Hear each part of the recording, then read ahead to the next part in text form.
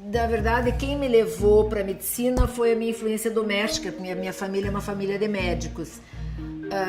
Mas antes de optar por uma profissão, na época que chegou meu momento de entrar na universidade, eu já dançava, eu dancei balé durante quase 30 anos, né? Quando eu terminei minha faculdade, eu precisei fazer uma escolha na minha trajetória e conversei com meu pai e com a minha mãe e falei assim, não, eu preciso abrir uma escola de dança. Eu mergulhei fundo na dança e se esse projeto não der certo, porque eu tinha um prazo com as coisas do corpo na minha cabeça, e eu fui para dança, mergulhei profissionalmente na dança e daí dei um stand-by na minha relação com a medicina. Eu tive a oportunidade de morar em Nova York em 84, 85.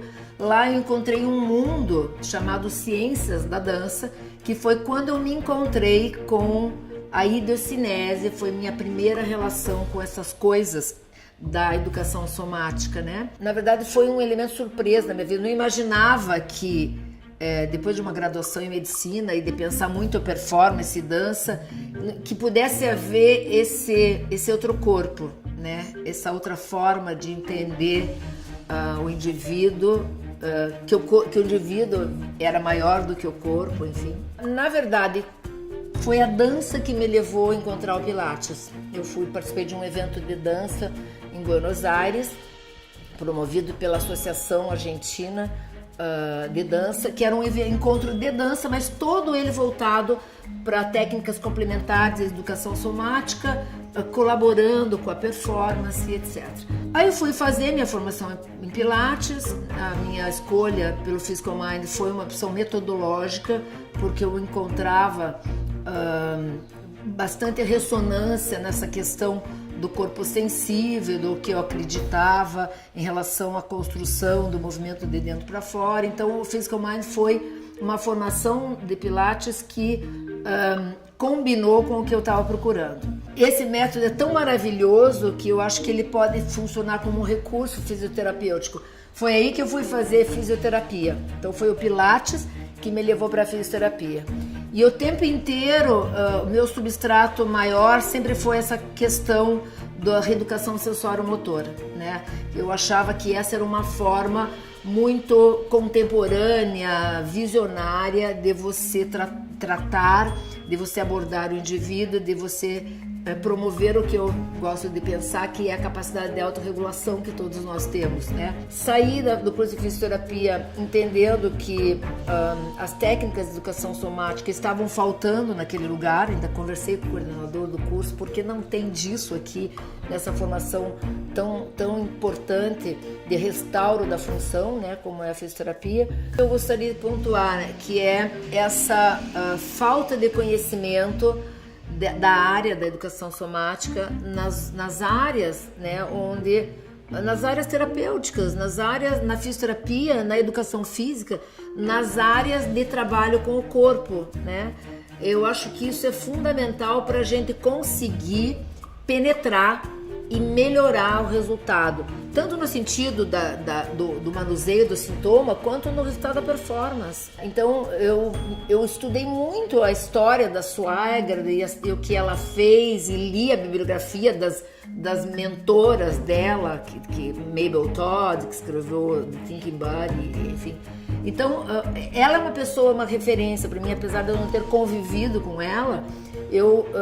Eu fiquei muito surpreendida com as ideias que ela propôs e com o caminho, que apesar disso ela fez um caminho científico para identificar e criar o método dela, né? Ela foi testar os bailarinos da Columbia University para entender como que a imagem e por que a imagem poderia reconfigurar padrões neuromusculares e tarará.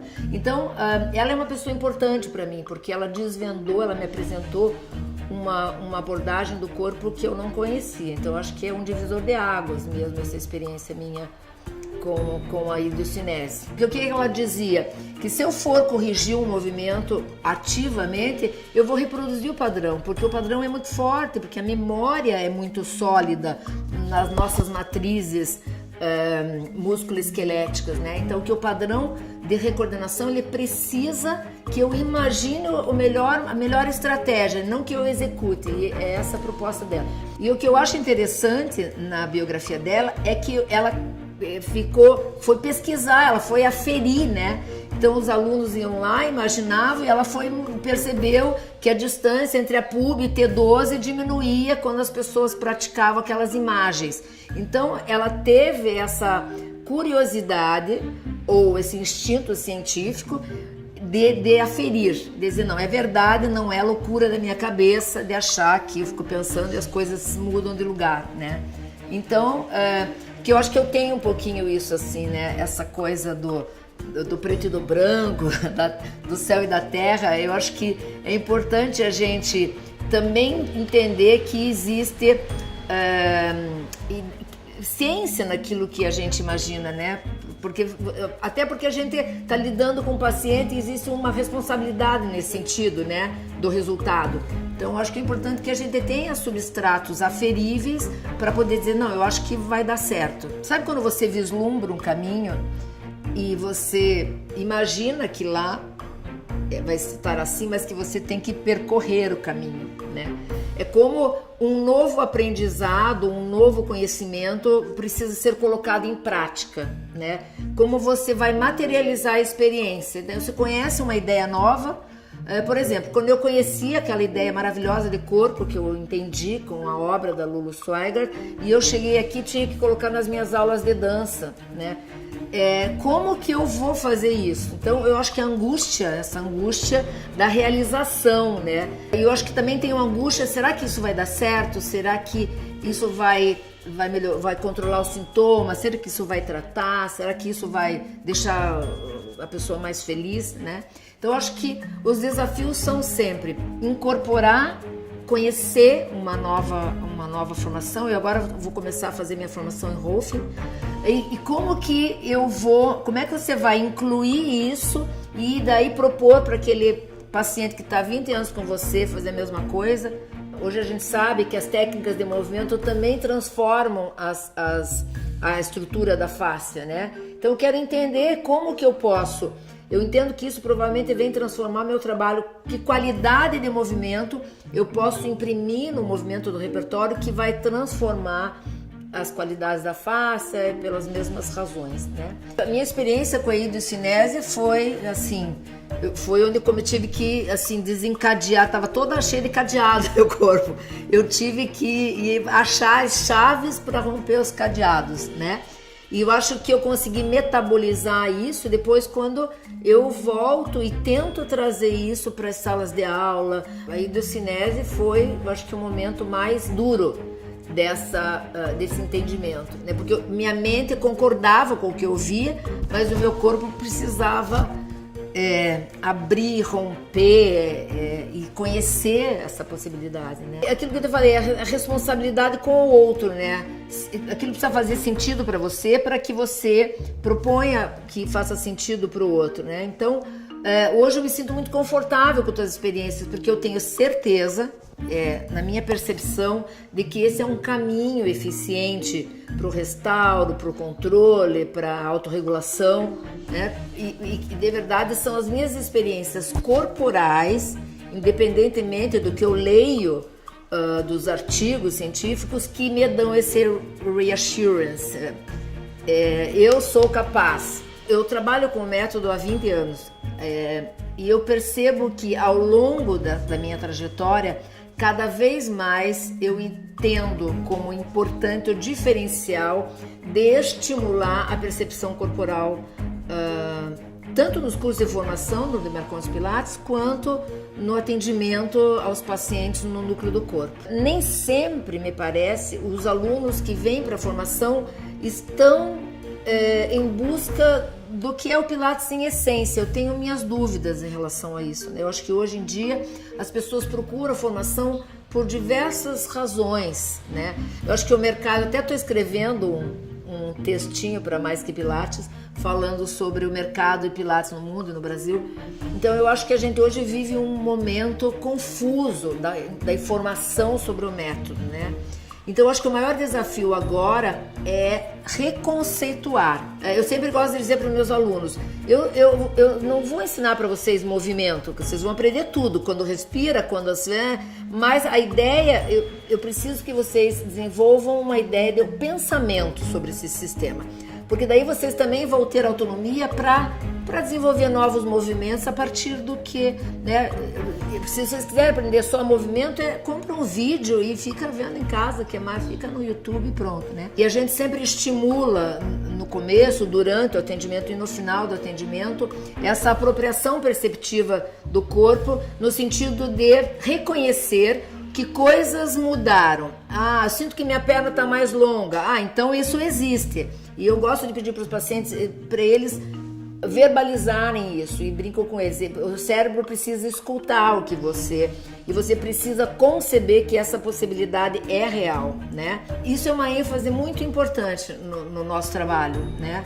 Que é essa apropriação perceptiva. Vou reeducar sensório-motoramente e vou entender o que está acontecendo com o meu corpo. Então, o paciente, ele é sempre motivado a olhar para si, para poder ser o principal colaborador no processo de transformação dele. A gente não pode subestimar a capacidade de autorregulação que existe no indivíduo, né? Então, não tem como dizer para ele, não, você nunca mais vai poder fazer alguma coisa. Eu acho isso uma certa arrogância, né? Eu não sei, vamos caminhar juntos e tentar recuperar o que for possível. A medicina trata medicando ou operando, tudo bem. Aqui não, aqui você precisa colocar o corpo sob o risco do movimento, expor, você precisa que o paciente seja ativo nos seus processos de transformação. Como que a gente vai fazer isso sem a participação do indivíduo, né? E porque eu vejo a somática como esse lugar que vai lá dentro e diz assim, não, então vamos juntos, você vem comigo.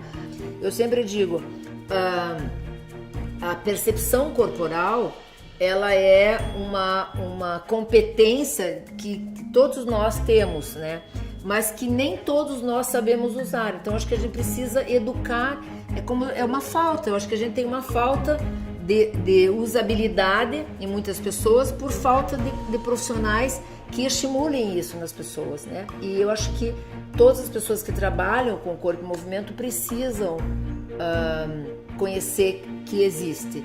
Eu acho que o diferencial é isso, investir na apropriação perceptiva do corpo para promover a capacidade de autorregulação.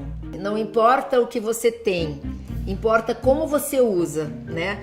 E eu sempre digo, o meu trabalho, eu acho que o nosso trabalho com técnicas de movimento é isso, é você não viver de rótulos diagnósticos, não importa o que você tem, né? Como que a gente vai dar a melhor função para isso? Eu acho que o Pilates é um método de movimento que tenta transformar estratégias, desenvolver estratégias mais eficientes para que as pessoas possam ter melhor função, independentemente dos seus diagnósticos, né? Apesar de ser provider dos cursos do Physical Mind no Brasil, eu tenho autonomia para contaminar a minha prática com as minhas experiências, né? Então o Girotonic depois transformou meu Pilates, e daí depois quando eu comecei a dançar tango, tudo isso também transformou a minha ideia de corpo, de movimento e de autonomia e de longevidade, que é o que eu imagino que a gente precisa despertar nas pessoas, né? Eu acho que meu trabalho é um ato político. Eu acho que meu trabalho é um ato espiritual. Você levar o indivíduo a apropriar-se de si é um ato político, né? Porque eu já vi pacientes reformularem sua vida inteira quando eles entenderam, quando eles respiraram, quando eles se sentiram capazes. E acho que existe nessa relação tão íntima que se estabelece entre o terapeuta e o paciente, eu acho que é uma relação espiritual, é uma relação de grande generosidade, né? Para mim, espiritualidade está relacionada com generosidade, né? Com ser capaz de amar e de ser amado, né? De se permitir ser amado. Eu acho que existem essas trocas numa relação tão próxima como essa.